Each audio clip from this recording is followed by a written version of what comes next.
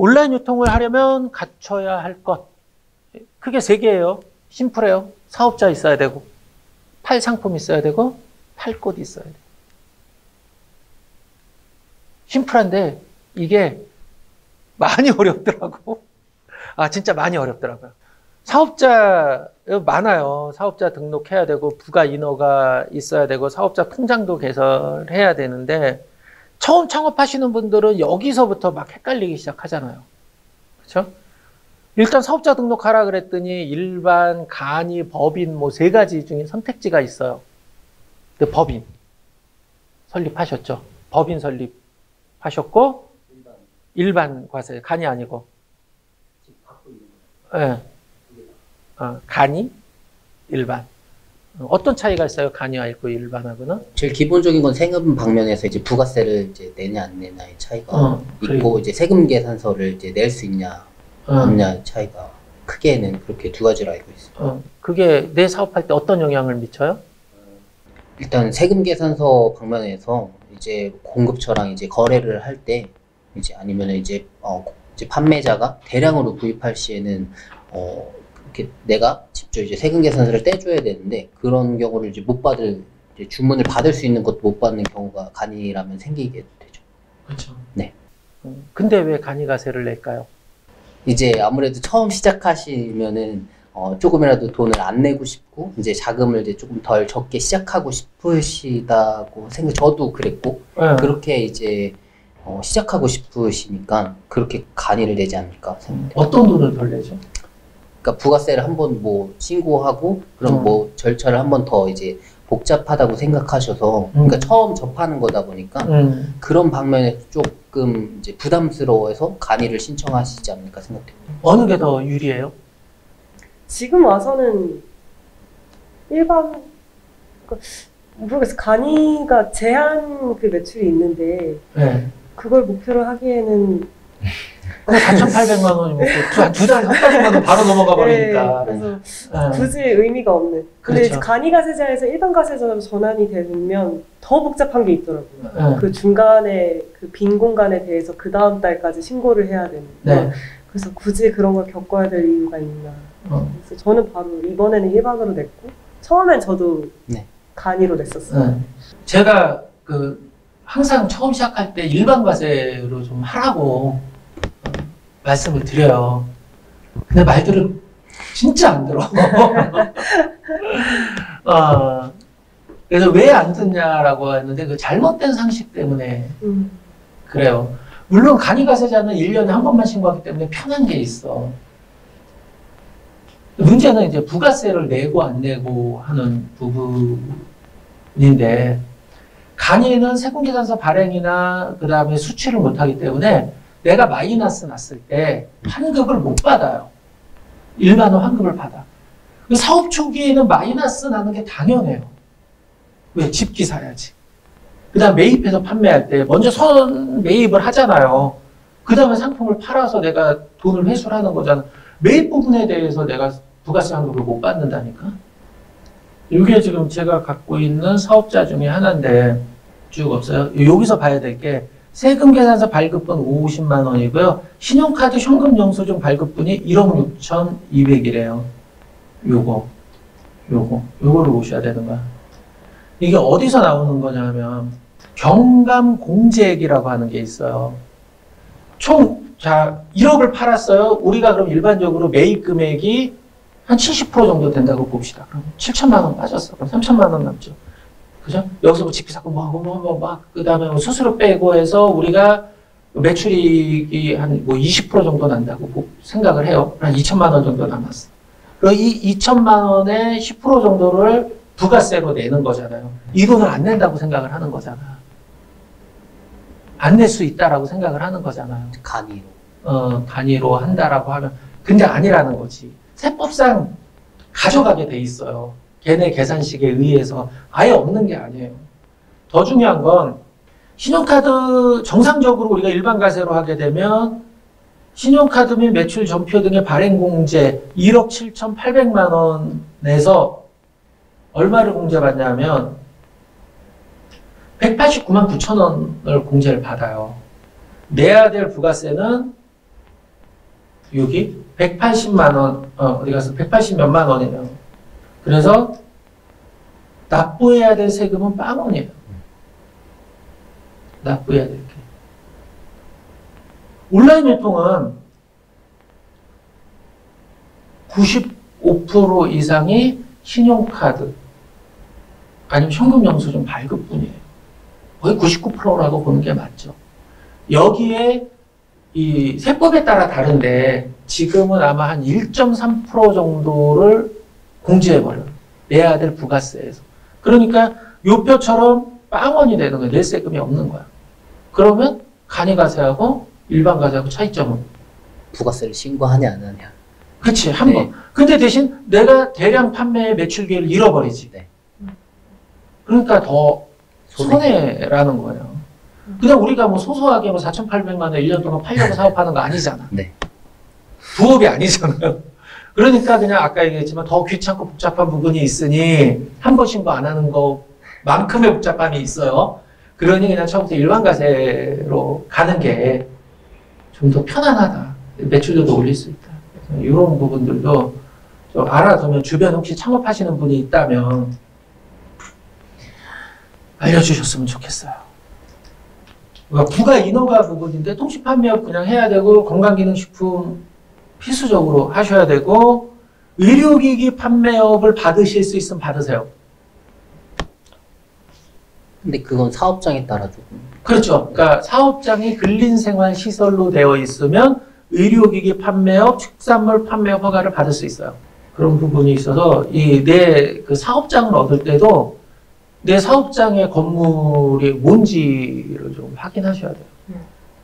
그러니까 근린생활시설이냐, 그러니까 근린생활을 근생이라 그러는데 근생 1종이냐 2종이냐 봐야 되고 지금 여기 있는 건물은 아파트형 공장인데 지금 여러분들이 앉아있는 여기는 업무지원시설, 근생. 그래서 학원 설립이 가능한 거예요.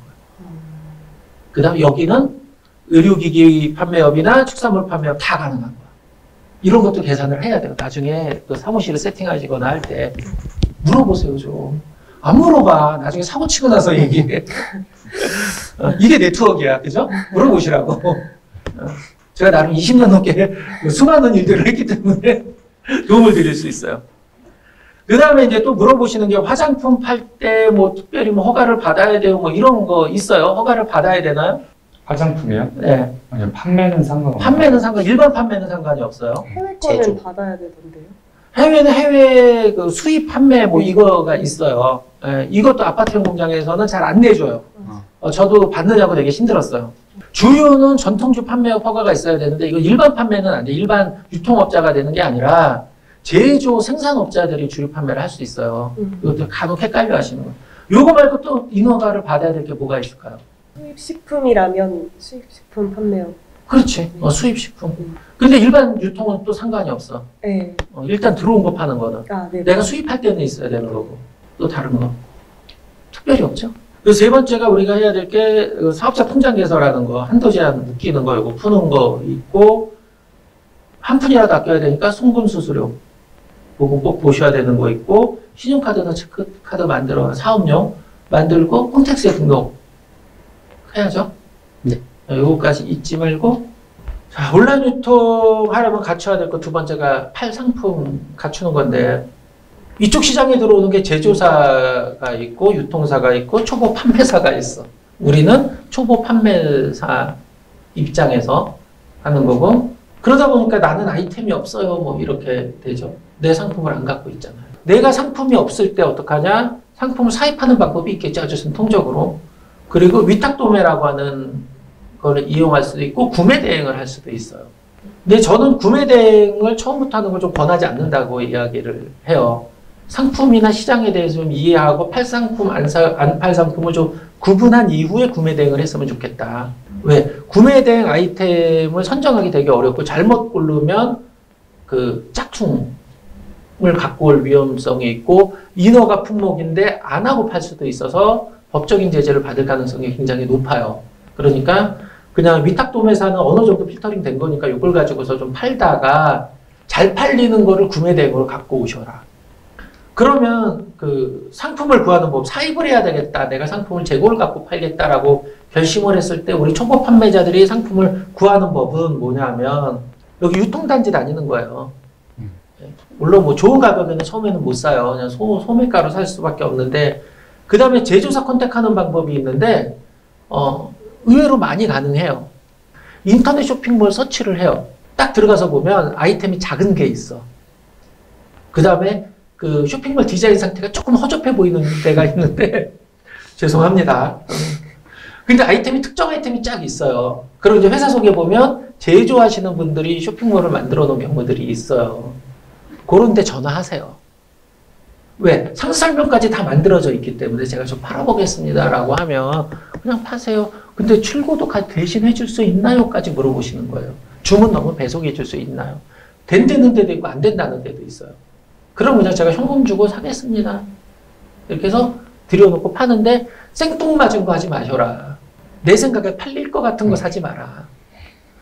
좀 팔아보시면 알잖아요. 이 아이템 잘 나가는 거. 그런 거 좀 잡으세요.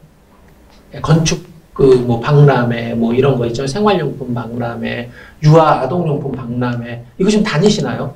안 다니죠. 한 3년만 열심히 다니시면 나중에 전시회 가면 3분의 1은 알아. 실제 제가 도매하면서 상품 소싱을 거기서 했어요. 전시회에서 굉장히 많이 했어요. 근데 다니실 때 처음에 쭉 돌다가 이 아이템 괜찮네? 이러면은 전시회 3분의 1도 못 돌아요. 가기 전에 전시회 사이트에 들어가면 이 회사 다 나와요. 상품 다 나와. 이거 먼저 보고 가셔야 돼요. 일단 필터링을 한번 하고. 그렇죠. 쭉 온라인으로 보고 나서 처음에는 그냥 빠른 속도로 쫙 한 바퀴 돌아요. 그리고 나면 내가 온라인에서 봐서 찍어 놓은 거하고 실제 상품하고 뭐죠? 상담을 하는 게 아니라 상품만 보고 쫙 도는 거예요. 그러고 나면 한 10개나 뭐 15개 정도 가망 업체가 나올 거예요. 그 다음에 상담 들어가는 거예요. 이게 기본 요령. 그리고 가는 시간대 주말에 가지 마세요. 일반 그 관람객들 많아요. 주중에. 그러니까 그 개막하고 그날 오후에 가는 게 좋아요. 오전 가지 말고 오전에 세팅 안 끝나 있는 경우 많아요. 그리고 개막하는 날은 거기 의사결정권자들이 많이 나와 있어요. 전시회에 나왔으니까 높은 사람들이 오후에 나와 있는 경우들이 많으니 그 시간대 노리시는 게 좋아요. 그리고 거기서 뭐 딜을 하려고 하지 마세요. 그 사람들 바빠요. 상담해야 되는. 그냥 그 내 명함 주고 메시지 정확히 전달하고 추후 연락드려도 되겠습니까? 해서 전화번호 따는 정도까지만 진행을 하시는 것도 좀 괜찮아요. 거기서 막 의자 놓고 앉아서 30분 얘기하고 절대 그건 민폐다. 하지 마셔라. 이런 속도로 이렇게 조금 몇 차례 돌아보면 아이템이 잡히기 시작합니다. 내가 상품이 없을 때 방법인데 이것도 그냥 내가 안 팔아보고 가면 이상한 거 잡아와요. 그러니까 좀 판단해 가세요. 다니시긴 하되. 그리고 마지막에 온라인 도매, 뭐 위탁 도매 뭐 이런 방 이용하는 거예요. 전제는 초보 판매사가 아이템을 구할 수 없어서 온라인 도매사를 이용하는 게 전제예요. 제가 설명드리는 거는. 물론 중간중간에 상품을 소싱한다거나 어떻게 뭐 해야 되는 이야기들은 말씀을 드릴 겁니다. 팔 곳. 크게 이렇게 나눠봤어요. 종합 쇼핑몰, 전문 쇼핑몰, 오픈마켓, 구 있죠. 지금 소셜 커머스가 아니니까 구 소셜 커머스, 복지 폐쇄몰, SNS 이렇게 온라인 유통 분야를 좀 나눌 수가 있는데 우리는 여기서 이번 프로젝트는 오픈마켓과 소셜 커머스라고 하는 곳, 이 두 곳을 공략하는 것을 목표로 합니다. 어느 마켓부터 팔까? 이렇게 십자선을 그려놨어요. 숙제가 될 거예요. 왜요? 숙제가 너무 많아요, 처음부터? 아니요. 지금 당장 하는 건 아니에요, 이거는. 뭐냐면, 기준은 뭐냐면, 내 자본과 내 조직이라고 하는 걸 가지고서 고민을 하자라고 얘기하는 거예요. 지금 이제 세 분의 상황이 조금씩 다르잖아요. 어느 정도 내가 여기에 이 자본이라고 그랬을 때 시설 자금 뭐 이런 게 아니라 운전 자금, 상품을 살 돈을 얼마나 가지고 있느냐, 그 다음 내가 조직이 1명이냐, 1인이냐, 2인이냐, 3인이냐, 4인이냐, 요 두 개를 가지고서 우리가 어느 마켓부터 팔아야 되지? 라고 하는 걸 결정을 하는 게 좀 좋더라고요. 제가 해보니까 크게 3개로 나눠봤어요. 경쟁이 적고 등록만 해놓으면 되는 곳이 있어요. 그러니까 T임원, UMF 쿠팡, 카카오톡 스토어, 인터파크, 롯데온 같은 경우는 그냥 딱 등록만 해놓으면 돼요. 잘 맞춰서 특별히 노력을 안 하고 최신성 유지만 잘해주고 얘네가 하라는 등급만 유지해주면 그냥 나가요. 대신 T임원, UMF 쿠팡은 자금 회전 주기가 2달 넘잖아요. 그래서 자본이 어느 정도 있을 때 들어가는 게 맞겠죠. 물론 선정산 서비스라고 하는 걸 이용하는 방법도 있어요. 그리고 두 번째는 일일 또는 월간 등록 수량을 제한하는 곳이 있어요. T임원, UMF, 쿠팡, 카카오톡 스토어 11번가 같은 게 대표적인데 일간 등록 수량을 제한하는 곳이 있고 월간 등록 수량을 제한하는 곳이 있어요. 요거에 따라서 내가 어떻게 가야 될지도 좀 정해야 돼요. 그리고 주력으로 우리가 판매할 곳이 있어요. 옥션, 지마켓, 스마트 스토어. 그리고 11번가까지. 근데 11번가는 이제 광고 전환율이 조금 좀 문제가 될 수 있어요. 그래서 11번가를 갈지 아니면 스마트 스토어에서 바로 쿠팡으로 넘어갈지는 우리가 좀 진행하면서 상황을 보고 제가 정리를 할게요. 다음, 판매 방식인데 이것도 똑같아요. 내가 돈을 얼마나 갖고 있느냐? 우리가 이게 어쩔 수 없어요. 우리 사업하는 거니까. 그럼 내가 조직을 얼마나 꾸릴 수 있느냐라고 하는 두 가지 관점에서 대량 등록을 하는 게 있고 CPC 광고하는 게 있고 기획 정보 등등을 하는 방법들이 있어요. 이 세 가지를 섞어서 할 거예요. 근데 일단은 1번, 2번을 주력으로 하고요. 자체 아이템들, 여러분들의 상품이 생기면 3번까지 진행을 해볼게요. 안 할 수도 있어요. 3번까지. 근데 전제는 대량 등록 확률 게임이에요. 그죠? 상품 노출과 최신성 등급을 유지하는 게 대량 등록의 기본이에요. CPC는 옥션, 지마켓, 11번가, 스마트 스토어, 가능하면 쿠팡까지 진행을 할 거예요. 근데 스마트 스토어 제끼고 바로 쿠팡 갈 수도 있어요. 요거는 일단 순서는 이런 형태로 진행할 거고 요것도 여러분들이 순서를 바꿀 수 있어요. 상황에 따라서. 업무 준비, 최소한의 준비는 노트북 한 대, PC, i5 이상 16기가 메모리에 SSD U6에 모니터 2개 정도는 갖추고 준비를 하자. 근데 장비는 많을수록 좋다. 이거 이외에 2대 내지 3대를 더 준비하세요. 베이스고 그 다음에 한두 대를 더. 그렇죠. 그러니까 노트북 하나와 PC 하나는 내 메인 작업용이고 이거 이외에 최소한 2대 정도. 그리고 그 통신은 일반용 전화, 업무용 휴대전화, 업무용 이메일을 별도로 만드세요. 지금 여러분들 과 섞지 마세요. 따로 지금 사업자 거 새로 다. 사업자 단위로 다 새로. 이건 왜 그러냐면 마켓에서 중복 사업자 단속을 합니다.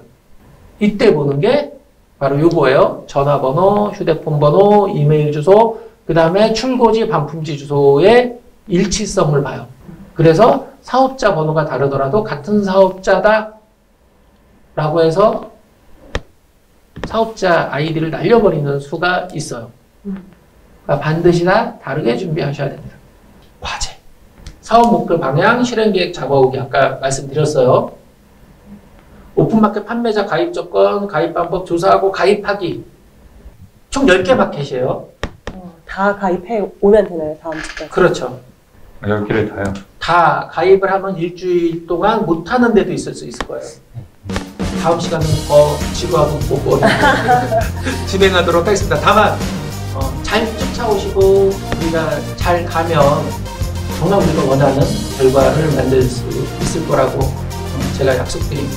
수고하셨습니다. 네, 감사합니다. 감사합니다.